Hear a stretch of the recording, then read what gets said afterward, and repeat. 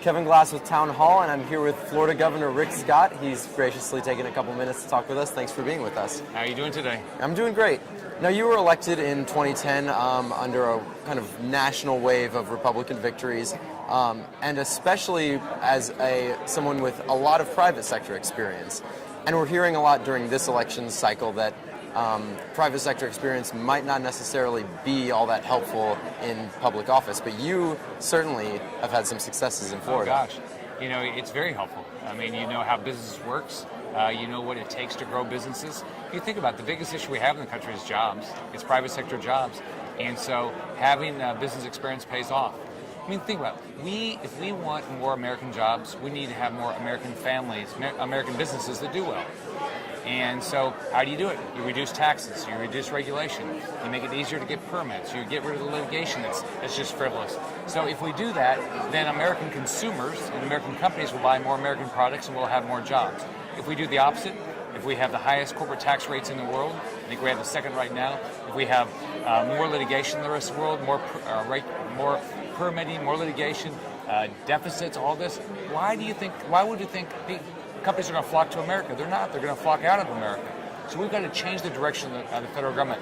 We can't have trillion-dollar deficits. We can't have the second highest corporate tax rates in the world. We can't have more regulation in the rest of the world and more litigation. And if we do the right things, that's what will happen. The right things will happen. In Florida, we've reduced taxes, reduced regulation. Unemployment's dropped 2.1% last year. And this is a state that lost jobs for 4 straight years. And it's because we did the right things. The private sector generated 141,500 private sector jobs. So if you do the right thing, gosh, it works. And what lessons do you think that you would give to some of the people here in Washington inside the Beltway? Because obviously Florida was hit hard by the recession, but you are taking pretty strong initiatives in getting Florida's unemployment down. So, you know, what kind of message are you here at CPAC to portray to some Beltway establishment? Balance the budget. Stop this ridiculous spending. Lower taxes. Look at the regulation and say, is that regulation really needed, or does it really just kill jobs? Is it really used by a competitor to stop competition? Do the things that you just use common sense. And if you do it, people will come back. Companies will come back to America. They'll move their plants back to America because we're innovative. We're hardworking Americans, but we can't be giving incentives to people to not have jobs in this country. But if they'll do the right things, the same thing has happened in Florida, where our unemployment dropped 2.1%. The same thing will happen nationally. Now, you took a lot of criticism when you rejected some Washington money for some infrastructure projects in Florida. What have you been putting into place instead of what, you know, the Washington establishment wants you to do? There's no free lunch. You know, every dime you get from the federal government, there's some strings attached. And think about what they do. They in my state, we send money up to Washington through income taxes. And then they give some of it back to us. And they take a pretty big cut in the meantime, but they give some of it back to us and then put all these strings on it. So this high-speed rail project was a disaster for our state. It was going to cost us at least $1 billion in additional taxes to build it, and then we'd lose millions of dollars each and every year. And we didn't need it. It was a high-speed project between Tampa and Orlando. We didn't need it. So we rejected it, and I'm rejecting any programs that come out of the federal government that have strings attached that don't make sense with our agenda in Florida. Now, you have a pretty extensive background in healthcare as well. What sorts of things are you doing to address some of the federal government's Obamacare regulations and mandates that obviously are coming with strings attached? Well, the first thing is I'm not implementing it because I'm very hopeful. We have a great Attorney General in our state, Pam Bondi. She's the lead lawyer, and hopefully that will be held unconstitutional at the Supreme Court. So that's my first goal. But in the meantime, we're not taking funds to build exchanges, things like that, because we're not going to implement it. Because ultimately, Obamacare will do these things.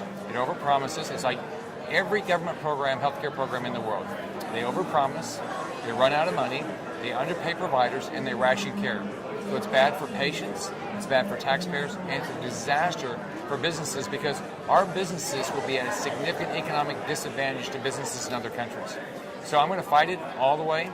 In 2009, I organized a group in service for patients' rights to say, this is what we should do. We should create more competition. We should make sure people know what things cost. Have insurance sold across state lines.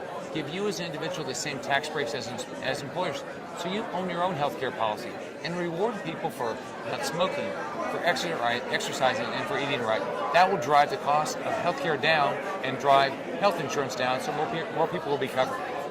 And last question, you were relatively silent during the GOP primary in Florida, but we're going to Tampa, obviously, for the RNC convention. What are some of the things that the Republican Party in Florida is doing to get ready?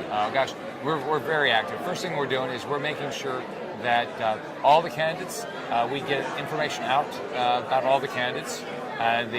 We make sure that their signs get out, things of that sort. We also make sure that we're working on voter registration to make sure we have more registered Republican voters so we win the primary or win the general election this fall. So trying to make sure everybody has information so Republicans can make a good decision on what candidate they want. And then when whoever it is wins, we're going to get behind them and make sure they win in November. All right, great. Thanks a lot for being with us today, Governor Rick Scott of Florida.